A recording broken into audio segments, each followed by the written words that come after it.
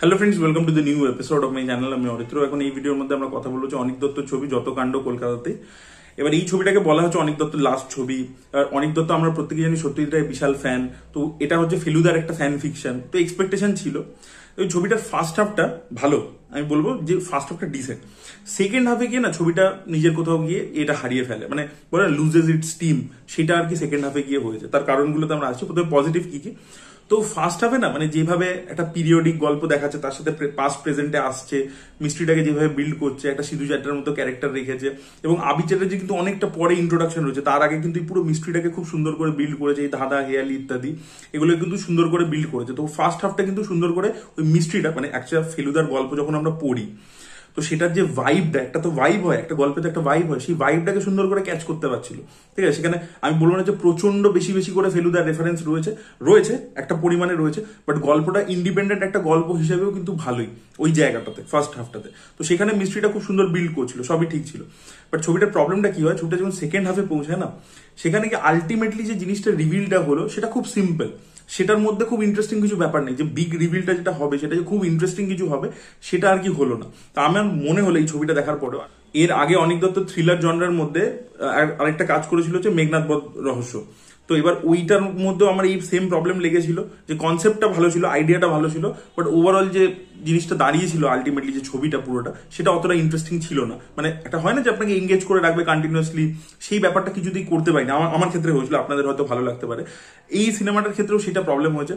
আমার মনে হচ্ছে যে উনি এই জনরাটাকে, মানে সবাই তো সব জনরা পারে না, তো সেইটা আর কি উনি হ্যান্ডেল করতে পারেনি। তো মিস্ট্রিটা যে আলটিমেট রিভিলটা, সেটার মধ্যে অতটা মজা নেই।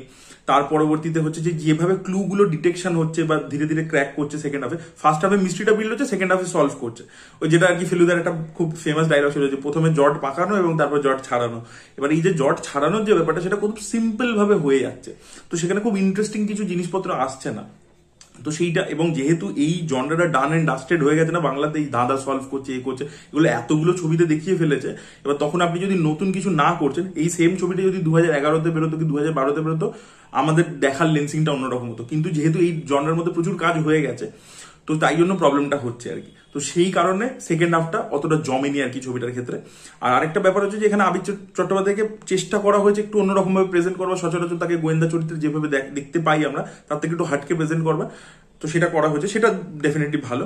আর এখানে গান রয়েছে, পটার একটা গান রয়েছে যেটা বেশ ভালো ওয়ার্ক করে, সেটা আমার শুনতে বেশ ভালো লেগেছে। আর ফেলুদার ওই ট্রিবিউটগুলো না মানে অর্গ্যানিক্যালি এসছে, গল্পটা ইন্ডিপেন্ডেন্ট একটা সোল রয়েছে সেটার মধ্যে, সেটা ভালো ওয়ার্ক করেছে। আর তার সাথে যেটা বললাম যে রেফারেন্সিং গুলো ইত্যাদিগুলো ফার্স্ট হাফে স্পেশালি ভালো লাগছিল, সেকেন্ড হাফে বিটস এন্ড পিসেস ওয়ার্ক করেছে। ছবিটা দেখে মনে হচ্ছিল কি জানেন, যে ছবিটার অ্যাপ্রোচটা কি করতে পারতেন উনি, মানে এটা আমি বলার কেউ নয়, বাট আমার দেখে আর কি মনে হচ্ছিল কিছু কিছু জায়গায় হিউমার আছে, হ্যাঁ প্রথম দিকে। এবার সেইটা তো অনিক দত্তর হিউমার, মানে বুঝতে পারছেন খুব শার্প হিউমার হয়। ওনার মতো এত ভালো সেন্স অফ হিউমার আমি কারোর দেখিনি, কোনো ডিরেক্টরে বাংলাতে দেখিনি।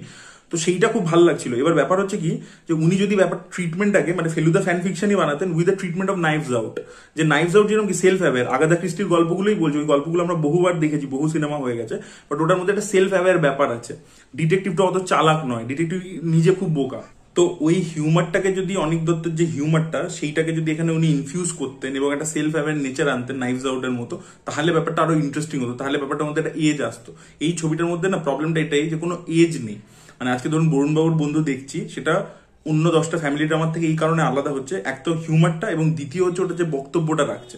এখানে সেই কোনো ইউনিকনেস নেই আর কি, মানে জনরাটার মধ্যে যা যা হয় সেটাই দেখাচ্ছে, এবং সেটা খুব সিম্পল ওয়ে দেখাচ্ছে, সেটার মধ্যে কোনো ইনোভেটিভনেস অ্যাড করা হয়নি। তো দ্যাট ইজ দ্য প্রবলেম।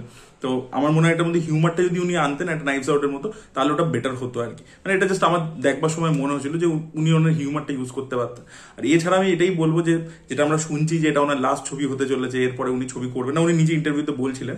তো আমি এটা চাইবো, মানে ওনাকে রিকোয়েস্ট আর কি এই ভিডিওর মাধ্যমে, যে স্যার প্লিজ আপনি ছাড়বেন না সিনেমা ডিরেকশন, কারণ আপনার প্রচুর ভক্ত রয়েছে, তার মধ্যে আমিও একজন।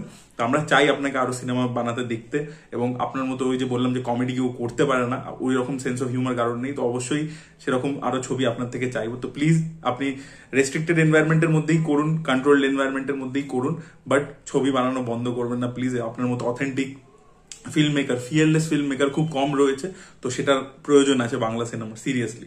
সেটাই বলার ছিল। আপনারা দেখুন যত কাণ্ড কলকাতায়, ডিসেন্ট একটা ছবি হয়েছে, ডিসেন্ট ওয়ান টাইম ওয়াচ, আপনারা চাইলে ছবিটা দেখতে পারেন। আমি যে বললাম যে এক্সপেকটেশন কম রেখে দেখলে আপনাদের ভালো লাগবে, সেটাই বলা ছিল। That was it guys. আপনারা যদি দেখেছেন আপনাদের ওপিনিয়ন অবশ্যই কমেন্টে জানাবেন। Thank you.